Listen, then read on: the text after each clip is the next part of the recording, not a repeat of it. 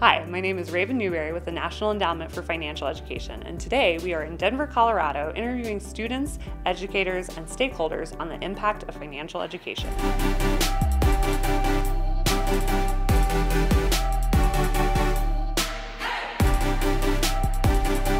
I'm Bill Parker, the director of the Tennessee Financial Literacy Commission, and it is a 501c3 nonprofit administratively attached to the Tennessee Department of Treasury. The topic of financial education is important to me and the work I do because as the director of the Tennessee Financial Literacy Commission, it's the ultimate end goal for us, is to provide access to this information to as many Tennesseans as possible, including youth, financial education, all the way up through helping retirees better prepare for retirement, etc. So our focus is primarily on helping students understand these concepts so they can build this foundational knowledge so that as they get to as they get a little bit older, it becomes more applicable to their lives, and they can take this information and apply it in ways that help build financial security, help them meet their their full potential and the goals that they've laid out for their own lives. It's a critical component of financial capability. You have to understand these things in order to be able to implement them. Ultimately, it's vastly important to help educate everyone on these matters of financial education. I believe high school students should have access to a financial literacy course and be required to take it before graduation. But I think it's a yes and. I think there's more to it beyond just offering the course and requiring students to take the course.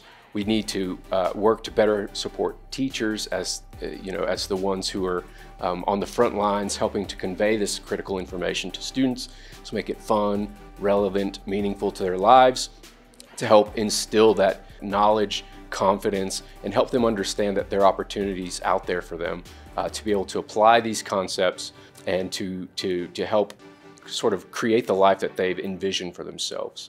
So guaranteeing access to personal finance for high school students is a way for us to know that there is a formal financial education touch point for all students who matriculate through the school system. There are a number of success stories that stem from some of the work that we do with the Tennessee Financial Literacy Commission across the state. So we primarily work with teachers as a train-the-trainer model to implement some of the programs that we sponsor across the state of Tennessee.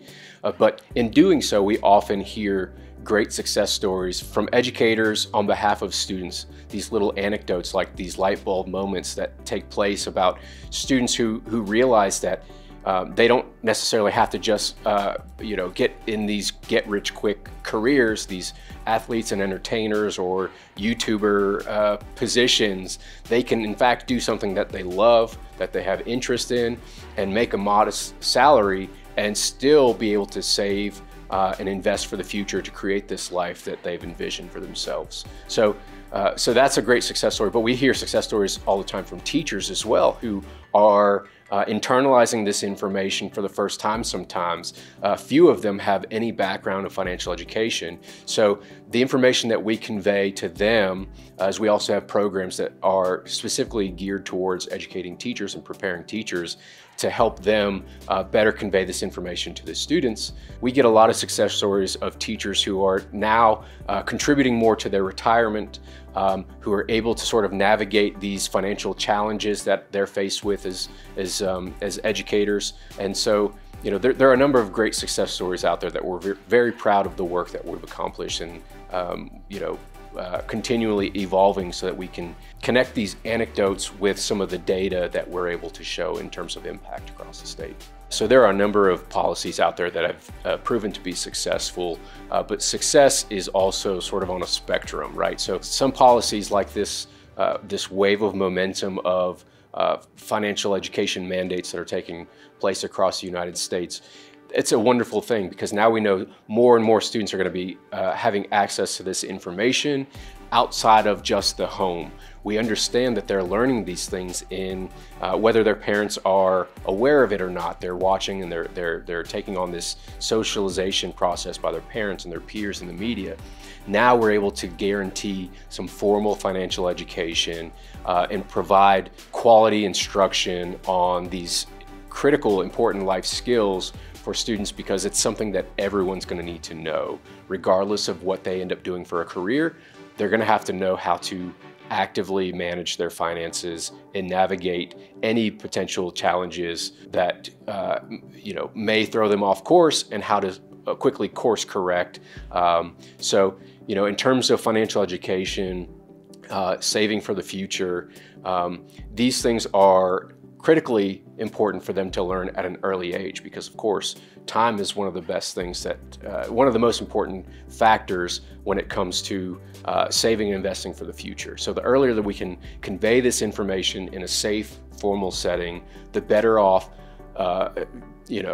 who knows how many students and potentially their families, when they become parents, will benefit from having access to this in a formal financial literacy, financial education, personal finance course before graduating high school.